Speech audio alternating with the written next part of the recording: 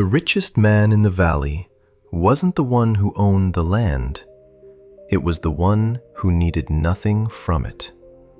We spend our lives grasping, collecting, and holding on tightly to every achievement, every expectation, and every fear.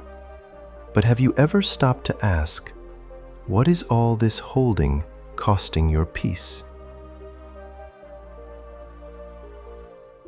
Ren was a craftsman whose hands were never still. Driven by a quiet desire to prove his worth, he worked from dawn until dusk. To the village, he was successful, but inside, his mind felt like a house brimming with clutter, heavy, restless, and constantly afraid of losing what he had built. His closest friend, Hiro, watched Ren's endless hustle with growing concern. Hiro lived simply, enjoying the quiet rhythms of the day. One evening, as Ren collapsed onto his bench in frustration, Hiro spoke softly. "You carry the weight of tomorrow before today has even ended, my friend.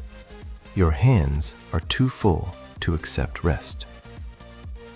Seeking clarity, Hiro guided Ren up the mountain trail toward an old teacher who lived far above the village.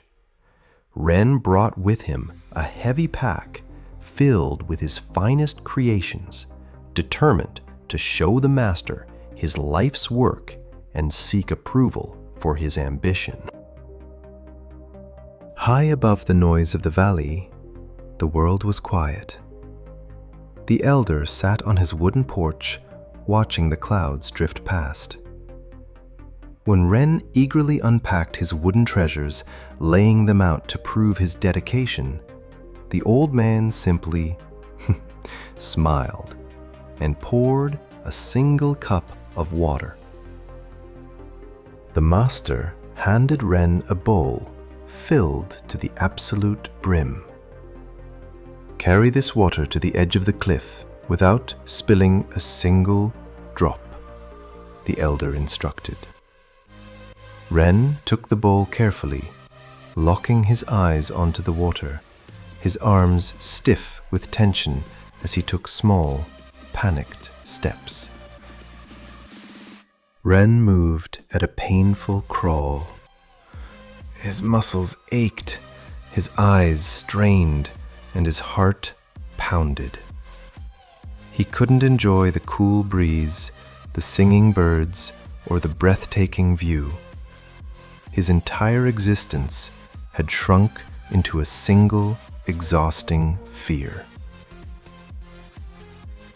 Near the edge, Ren's trembling fingers gave out. The bowl dropped, shattering against the rock, and the water sank into the earth. Ren fell to his knees, bracing for failure.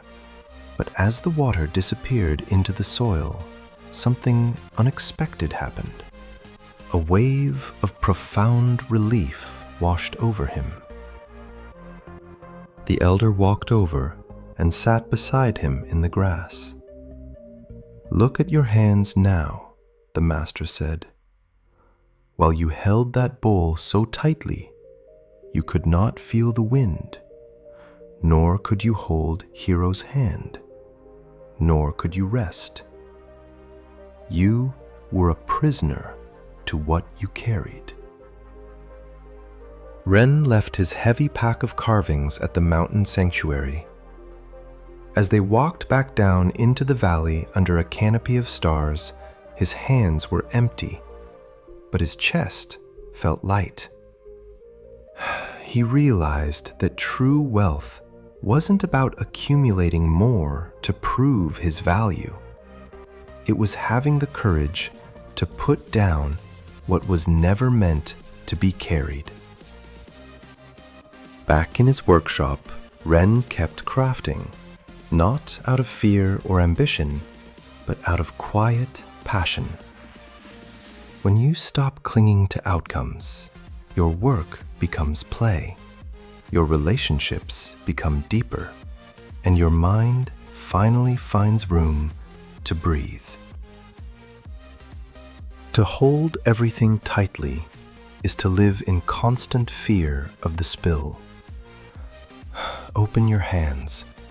Let go of the need to control every outcome, the need to impress everyone, and the weight of unearned expectations. For it is only when your hands are truly empty that you finally have room to receive peace.